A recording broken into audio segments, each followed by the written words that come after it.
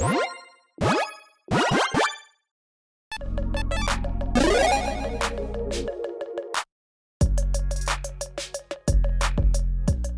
everyone, Mitch coming in from the Commander's Core Studio. Welcome to the show. So, there has been, well, over the past couple of years, a trend that we've seen in cards, and certain colors may be getting a little bit more support than others might get sometimes. Now, some of that has been more balanced over the past couple of years with, well, red getting impulse draw and white finally getting any kind of draw at all. But it seems like for the past, ever since I started this channel, green just keeps getting good stuff. There is someone at Wizards that is a huge green fanboy, and they're like, yeah, you get this and that and everything. Oh my goodness.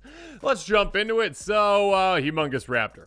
They got a brand new dino that, can be pretty impactful. A 5/3 dinosaur with Ward 2 that costs 2 green. So just 4 mana for a 5/3 with Ward 2.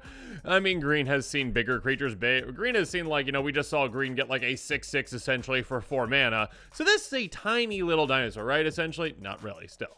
Anyways, at the beginning of your pre-combat main phase, add green.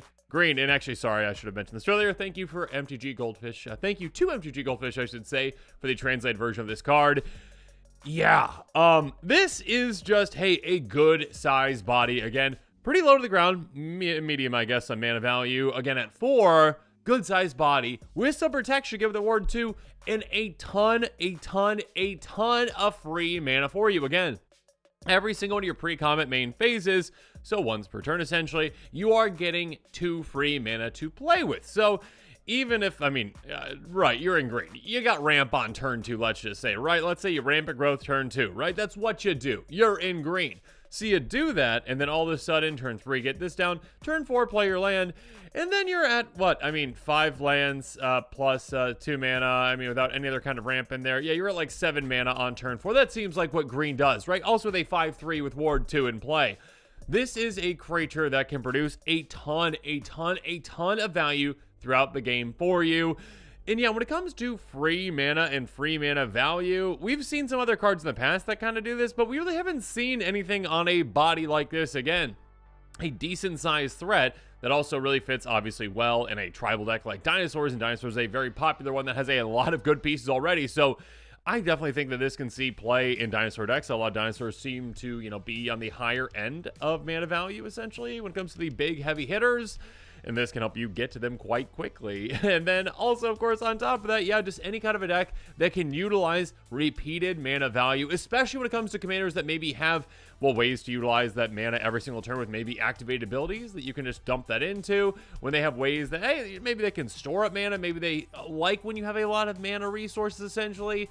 There's a good amount of commanders out there that can consider this one. And again, just at a base level, 4 mana for a 5/3 with Ward 2 that gives you, again, 2 mana every single turn. Within 2 turns, this pays for itself. This says, oh, by the way, here's the other mana that you spent on me. Everything from now on is just money in the bank. So yeah, this is a card that, again, I'm not surprised to see these days. It's a card that, again, it's just kind of funny. You look back and you're like, okay, 20 years ago, if you showed someone this card, they'd be like, there's no way something like that could ever exist because that's way too powerful. And you're like, yeah, this is just day in and day out of, that's just what things happen these days when it comes to what Wizards does, especially in green. So when it comes to this card, yeah, let's talk about some similarities. Let's talk about some commanders that consider this card on this episode. And yeah, let's jump into it.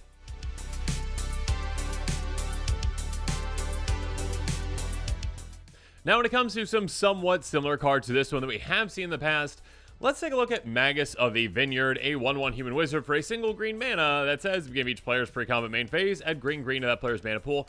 Now, this one obviously benefits all players, so that is a downside to that. This can also hypercharge your deck as well. That being said, with this one in particular, it tends to see more play in more group hug style strategies. There it's like, hey, everyone gets mana. That being said, again, yeah, it does cost less. It's also not a threat in of itself being a 1/1. We've got a 5/3 dinosaur that also protects itself and only benefits you. So you can see kind of the differences between that and this card. When it comes to ones that only benefit you, though, let's talk about Carpet of Flowers, enchantment for a single green mana at the beginning of each of your main phases. If you haven't added mana with this ability this turn, you may add X mana of any one color X, the number of islands target opponent controls. This is a pretty weird old effect, essentially, but yeah, very powerful one. If you are playing against a blue player that has a good amount of violence, that's a lot of free mana. Obviously, this one is variable. It is harder to deal with being an enchantment. In one way, I should say, because again, like a Wrath of God, most of your typical, creature wraths essentially aren't going to hit this, obviously.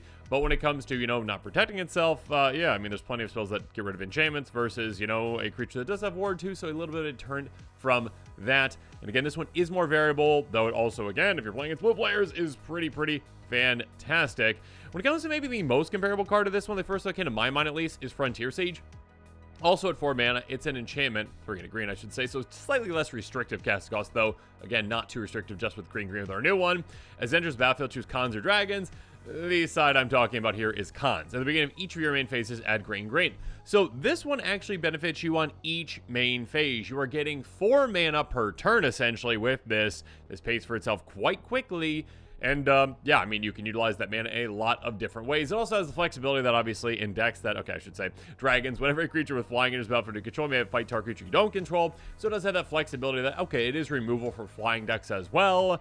More like dragons versus dinosaurs, but still, yeah, the comparable part. And again, it doesn't have... It has extra mana, I should say. It gives you extra mana, and it's very good in a good amount of decks out there that can really utilize, again, that mana or store up that mana. Or have commanders that have that ability, that they want to dump mana into, but it doesn't have the, hey, I'm also a threat on the battlefield, and I can dish out 5 damage if I get through on opponents, and also I have Ward 2 to protect myself. So again, there are somewhat comparable cards, but we've been seeing a big body creature that's like, I'm a dinosaur, but also here's some mana. Yeah, we really don't see that too often, or ever. So it's very interesting. Let's talk about some commanders that might want to consider this one, though.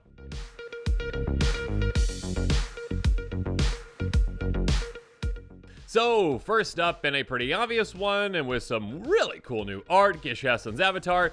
I'm pretty much just going to use this as a placeholder for, hey, do you have Dinosaur Tribal? Yeah, you have a new dinosaur to consider. And again, like I mentioned, like Gishath, like 8 mana, right, for Gishath and Naya. This is a very expensive dinosaur to get out into play, and by ramping efficiently and effectively and getting other low-to-the-ground dinos or medium dinos out, again, like this brand new Raptor, yeah, you can ramp really quickly to get this out, to get things going quite quickly. And again, actually just hitting off the top, getting into play is also a benefit, so that you then, again, next turn have even more mana. Every single turn you've got even more mana. So yeah, a dinosaur deck. Again, most dinosaur commanders, I mean, Zatalpa, this one, Zatalpa. Oh, Zakama is what I was thinking of. I guess Zatalpa too, but yeah, Zatalpa really can't use that deck. Zakama and other kind of dinosaur commanders, yeah, again, ramping is going to be very effective to help you get to your commander and get to other high-end dinosaurs. I guess I showed this one does 7/6, Dinosaur Avatar, Vigilance, Trample, Haste, all of the great keywords. Deals combination to player, reveal that many cards to top your library, put any number of dinosaur creature cards from among them, the battlefield, and the rest of the bottom of your library in a random order.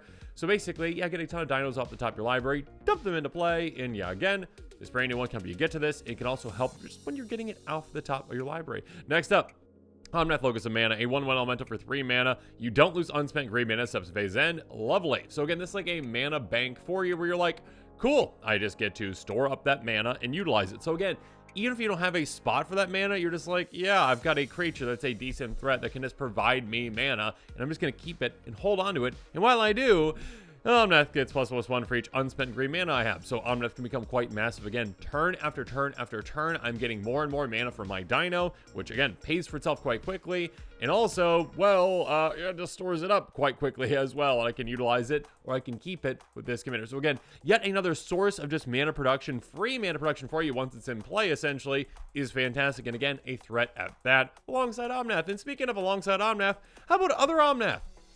Evil Omnath, Phyrexian Omnath, 5-color Omnath. Yeah, basically, all 5 colors. One of them is Phyrexian Black, though. 4/4 Phyrex Elemental. If you lose unspent mana, mana becomes black instead. So a kind of different twist on that. Instead of it losing unspent green mana, it's, hey, any kind of mana you have, if it's unspent, it becomes black instead. So now that green turns into black, which is fine, again, because you're going to find uses for it. Beginning of your pre-combat main phase, look top card of your library. You may reveal that card if it has 3 or more colored mana symbols in its cost. If you do have 3 mana, combination of its colors, put in your hand. If you don't reveal it, put in your hand.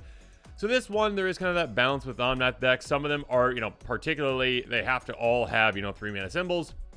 This would not fit that requirement. It only has 2. That's all right, though. I mean, it's fine for the most part. Again, if you are looking for, again, yet another threat that protects itself, and also, again, a mana source that is completely fantastic when it comes to just mana production again and again and again, definitely consider it. Next up, like I mentioned earlier, certain commanders out there have abilities that you love to activate again and again and again, like Kenrith. Yeah, my Kenrith deck loves sources like Frontier Sage, a 5/5 human noble for 4 and a white, and it does a ton of things, so here we go. Pay a red, all creatures gain triple haste without turn. Pay 1 and a green, plus one counter target creature. Pay 2 and a white, 5 life for target player. Pay 3 and a blue, target player draws a card. Pay 4 and a black, target creature card from a graveyard under its owner's control, essentially. A lot of fantastic things. And yeah, getting an extra free 2 mana every single turn is huge, and be able to activate these abilities. I mean, it's just a free counter on a creature if you really want to do that, or it's reduced cost essentially for any of the other ones. And of course, this being a creature, it actually benefits it compared to like a Carpet of Flowers or whatnot with Kenrith, because you can keep getting it back if you need to. Again, that 5 mana investment to get it back if it's in your graveyard can be a great long-term investment, because you're going to get more and more mana from it throughout the game. Finally, just want to bring up Feldergriff, because yeah, I love Feldergriff, and Feldergriff loves repeatable mana sources, especially ones that give you green. Feldergriff is a derpy hippo of some sort. I can't remember the actual creature type. I think it's like a hippo. No, it's a Feldergriff. Isn't it a Feldergriff? I think that's a creature type. Anyways, it's a legendary creature. It's amazing. It's old. It's janky. 4/4 in 1 in Bant colors. Pay a white. Target player gains 2 life. Yay! You gain 2 life. I get to give my creature flying. Okay. I can pay a blue and bounce back to my hand. Target opponent may draw a card. May. They don't have to, but they may. Pay a green. Trample top turn. This one forces the opponent to get a hippo. You give them a 1/1 hippo. And that's actually how you take opponents out. I like to build my Feldergriff deck in a political control strategy, not necessarily group hug, where some players might do group hug, and that's okay. The way I like to say is, no, we're buddies. I'm going to give you hippos, and at the end of the game, I'm going to stab you in the back. But yes, being able to repeatedly give players hippos is huge, and getting free extra mana to do so just allows you that flexibility to utilize your lands for other things, or to save those up right before your turn and then utilize them. But yeah, being able to just get, okay, I can give out 2 hippos this turn because I have free 2 mana for my raptor. Who wants to be my friend? Here, take these hippos, take care of them, swing at that other player with them. Thank you so much. But now this episode is coming to a close. It's time for me to hear from you in the comments below, so let me know what your thoughts are on Humongous Raptor. Yeah, I mean, are you surprised that green is getting more and more of these things where it's like, yeah, okay, in the past we've just had, ways to get extra mana. Now we're like, hey, source of mana that also is just a good threat again and protects itself too. I mean, was the Ward 2 really necessary on this one? I don't know. I do think that there must be some kind of a green fanboy at Wizards with a huge amount of pull who's just like, yeah, more green, more green, more green, more green, more green.